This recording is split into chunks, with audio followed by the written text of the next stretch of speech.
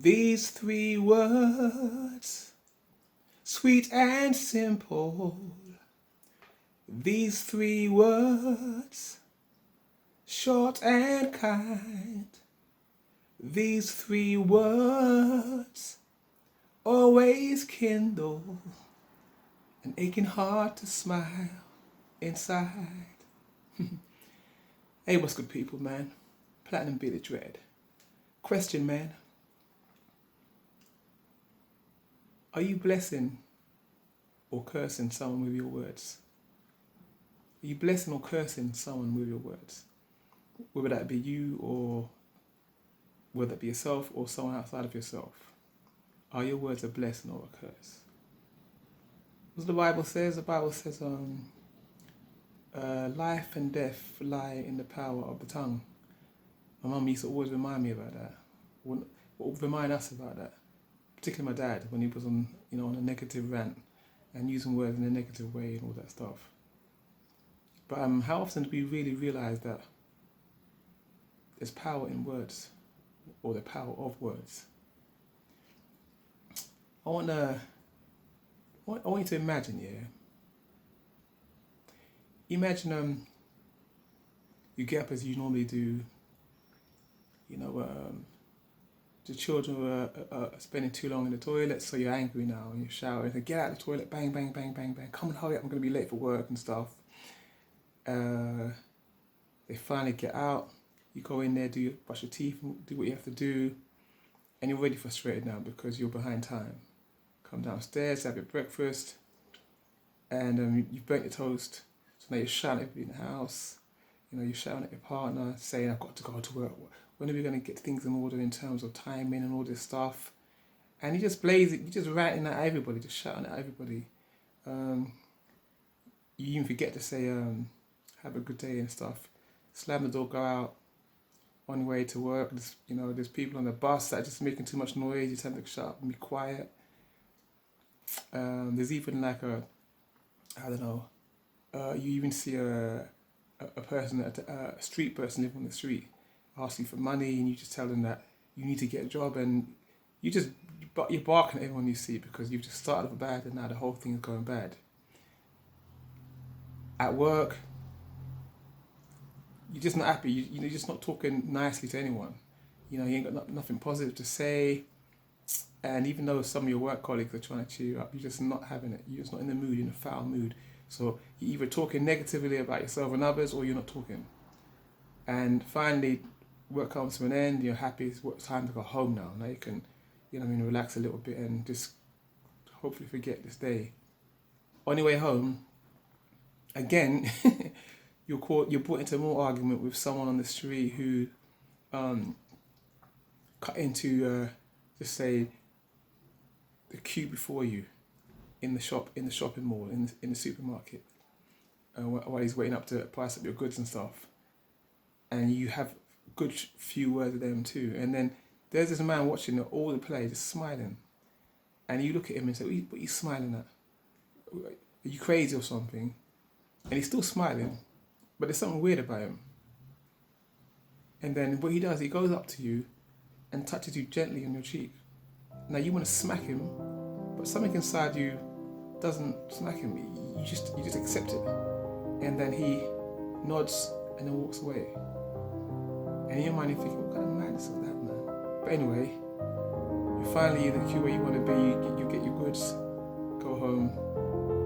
You're not so argumentative because work is finished, so you can at least get a good lay in early night maybe and start the next day a bit better than this day. Day ends, you say goodnight to the children and stuff, go to bed, wake up in the morning, and all of a sudden, you can't talk. You can breathe, but you can't talk. Nothing comes out of your mouth. You're just about, because what you was about to do was about to turn around and say, oh man, it's 6 o'clock already, but nothing came out. And now you try again, nothing comes out. You run down in a panic to your wife, to your partner, and start pointing at your mouth and say, to say to her, what's going on, I can't speak. And your wife is looking at you saying, oh, what are you doing, man? What's wrong with you, man? But you can't speak, you just got to put it to your mouth.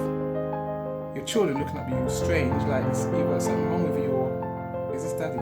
But you can't, or is this mummy, whether it is male or female. But you can't, nothing's coming out. Now you're really panicking because you don't know what's going on. You got work, you got bills to pay, and you're just waking up and you can't talk. So you decide maybe I need to go to work because you haven't let anyone know what's going on. So let's go to work, and hopefully as you relax, you get a faint voice coming back. You go to work. People say good morning, but there's no reply. People looking at you like you're strange, and you can't even do your job properly because you can't express what needs to be done. So then you realise that no, I need to go to a doctor. So you somehow manage to communicate with your boss. You even write it down, and you go straight to the doctor. And the doctor looks at you strange, like because he knows you, so you've been in and out before, over the years that is. And he's kind of concerned because he's never seen anything like this. You've never shown any signs of, problems in that area. And so he refers you to, just say the throat department, which you go to in that same day because it's a strange, because no one can work out what it is. And they do some tests and stuff, and there's nothing wrong with you. So you're sent home on the doctor's advice that it's probably just stress, so you just need to sleep it off. Go home. You can't even tell your wife what you want to eat because nothing's coming out. You can't tell your children, ask your children how your day was because nothing's coming out. And at this point, you feel strange. Not only do you seem strange and look strange to everyone around in the house, but you feel strange now because you haven't to write everything down. You're having to hope that they can understand what you're trying to communicate to them. This goes on and on for days. Days turn to weeks. You go back and forth to the hospital to try and see if there's any updates, but nothing's changed. 2 weeks turns to 3 weeks. You can't even say anything in regards to what you like or what you don't like. You have many moments of frustration because you're hoping that people can understand what you want, but to no avail. And then one day, at this point, you've kind of got used to it.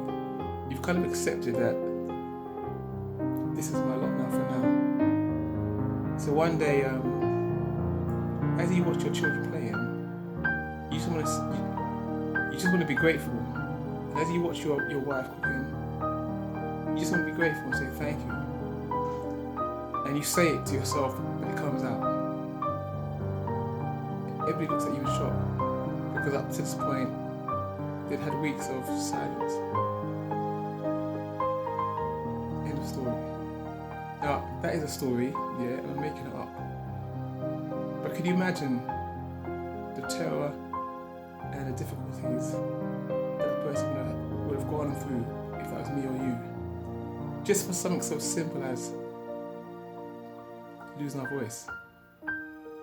And I bring that up because we use our words so flippantly, man, because we can, man. Whether we're cussing ourselves or cussing someone else. But we don't really see the value of words and the power of words. I work in a school with special needs, and one particular term I was put in a class where all the children were non-verbal. In other words, weren't able to talk. And I remember there was one tall young man, and he was non-verbal.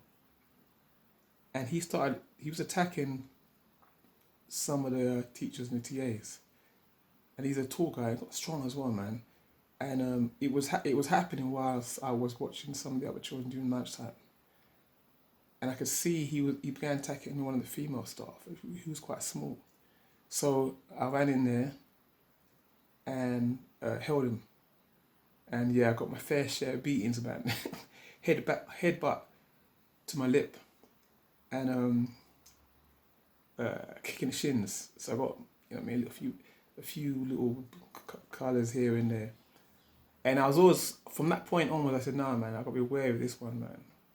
Fast forward, yeah, about, I don't know, about 6-7 months, when I went back into that class, that student was there again.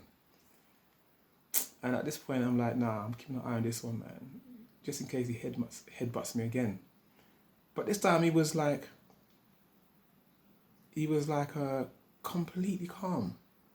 He was very, I mean, even though obviously he's not talking, but very calm. His whole spirit, his energy was very calm, very, very warm. And I was baffled, man. I actually liked him. I shouldn't say that, but I did. I actually liked him.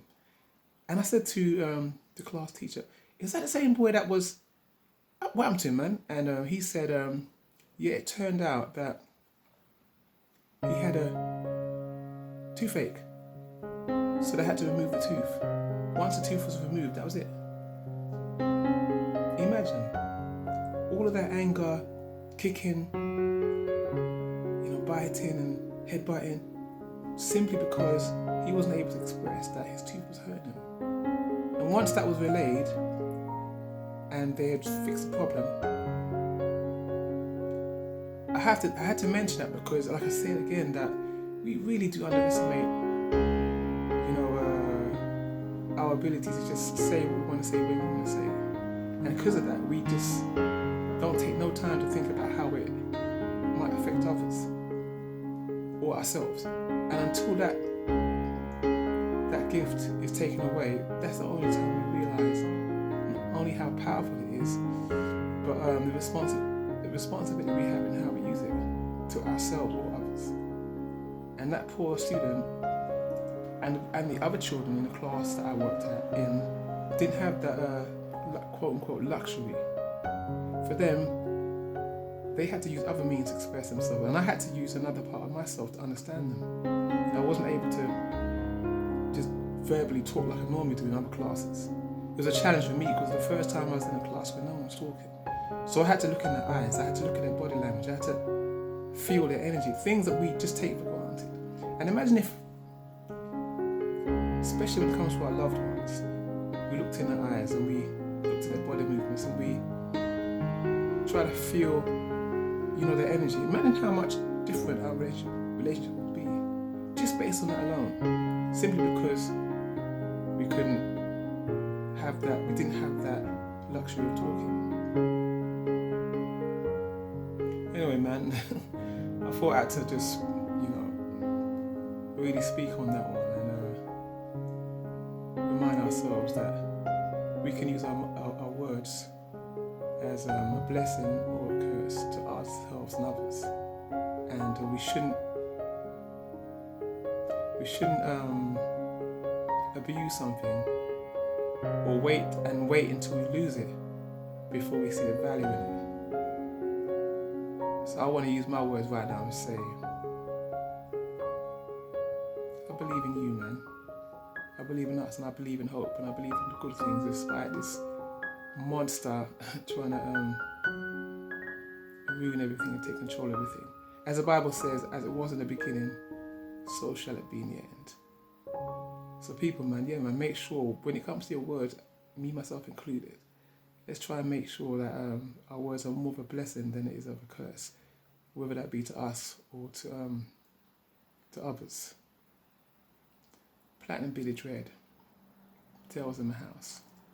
Oh, don't forget, hit the like button, subscribe or something. That way we can do this again. Cheer, man.